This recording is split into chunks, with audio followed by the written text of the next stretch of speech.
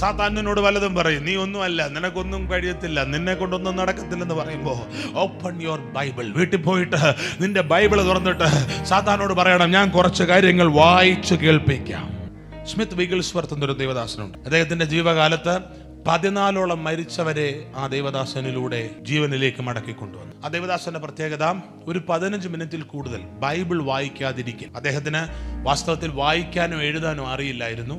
അദ്ദേഹത്തിന്റെ ഭാര്യയാണ് ബൈബിൾ ഉപയോഗിച്ച് വായിക്കാൻ പഠിപ്പിച്ചു കൊടുത്തത്. അതുകൊണ്ട് അദ്ദേഹം ബൈബിൾ മാത്രമേ വായിക്കുകയുള്ളായിരുന്നു. ലെസ്റ്റർ സംറാൾ എന്നൊരു ദേവദാസൻ ജീവിച്ചിരുന്നു. അദ്ദേഹം വിഗിൾസ്വർത്തിനെ കാണാൻ അദ്ദേഹത്തിന്റെ വീട്ടിൽ ചെല്ലുമ്പോൾ ഒരു പത്രവും കക്ഷത്തി വെച്ചാണ് ചെല്ലുന്നത്. വിഗിൾസ്വർത്ത് പറഞ്ഞു, അത് വെളിയിലിട്ടിട്ട് അകത്ത് കയറിയാൽ മതി, ഇവിടെ നുണകൾക്ക് സ്ഥാനമില്ല, ഈ വീട്ടിൽ സത്യം മാത്രമേ അകത്ത് കടക്കത്തുള്ളൂ. അദ്ദേഹത്തെ കുറിച്ചുള്ള ട്രാക്ക് റെക്കോർഡ്, അദ്ദേഹം എത്ര രോഗികൾക്ക് വേണ്ടി പ്രാർത്ഥിച്ചു, ഏതാണ്ട് അത്രയും പേരും സൗഖ്യമായി. ലെസ്റ്റർ സംറാൾ എന്ന യുവാവ് വിഗിൾസ്വർത്തിനെ കാണാൻ ചെന്നു. ഉടനെ വിഗിൾസ്വർത്ത് പറഞ്ഞ് ഇരിക്കാൻ പറഞ്ഞു.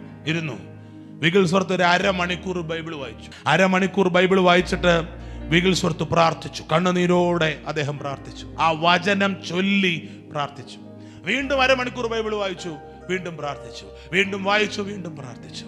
എന്നിട്ട് പറഞ്ഞു, I am going to take rest. അദ്ദേഹം എഴുന്നേറ്റ് പോയി. നിങ്ങളുടെ ജീവിതത്തിലെ പ്രതികൂലങ്ങൾ വരുമ്പോൾ സാത്താൻ നിന്നോട് പറയും, നീ നശിച്ചു പോകുമെന്ന് പറയും, നീ ശരിയാകത്തില്ലെന്ന് പറയും.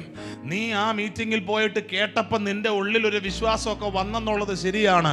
പക്ഷെ അങ്ങനൊന്നും നിന്റെ പ്രശ്നം മാറത്തില്ല. നിന്റെ അപ്പുറത്തെ കസേരയിൽ ഇരിക്കുന്ന മകളുടെ പ്രശ്നം മാറുമായിരിക്കും, നിന്റെ ഇപ്പുറത്തെ കസേരയിൽ ഇരിക്കുന്ന മകന്റെ പ്രശ്നം മാറുമായിരിക്കും, പക്ഷെ നിന്റെ പ്രശ്നം അത്ര പെട്ടെന്ന് മാറത്തില്ല. അങ്ങനെ സാത്താൻ നിന്നോട് പറയുമ്പോൾ വീട്ടിൽ പോയി നിന്റെ ബൈബിൾ തുറന്നിട്ട് പറയണം, എടാ നുണയം പിശാചേ, സത്യം ഇതാ, ഞാൻ നിന്നെ വായിച്ചു കേൾപ്പിക്കാം.